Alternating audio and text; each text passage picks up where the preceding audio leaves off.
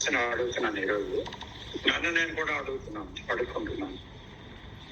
ఏమంటే, నిరంతరం the what is ని చూస్తూ ఉండడమేనా అసలు చేయవలసింది, లేకపోతే ఇంకేమైనా ఉందా?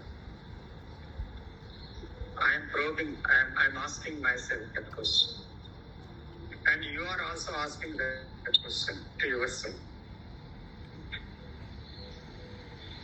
సాయితేజ గారు, రాజు గారు, విజయ్ గారు, ప్లీజ్ ఆస్క్ దిస్ క్వశ్చన్.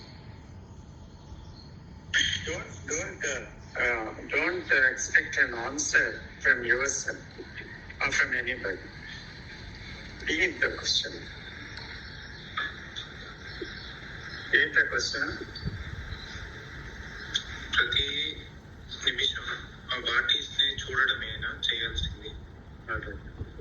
ఇంకేదైనా ఉందా? ఇంకోటి సహాయం చెప్పి, నిరంతరం ఎప్పటికప్పుడు నాకు ఇందాక శివ గారు చెప్పినట్టు చూస్తూ ఉన్నాను వాటీస్, కానీ పూర్తిగా ఆ వాటీస్ నుంచి బయటపడలేకపోతున్నాను. పూర్తిగా అప్పటికప్పుడు బయటపడుతున్నానేమో తెలియదు, కానీ పూర్తిగా బయటపడటం లేదు. ఎందుకు చేద్దాం? రెండో క్వశ్చన్.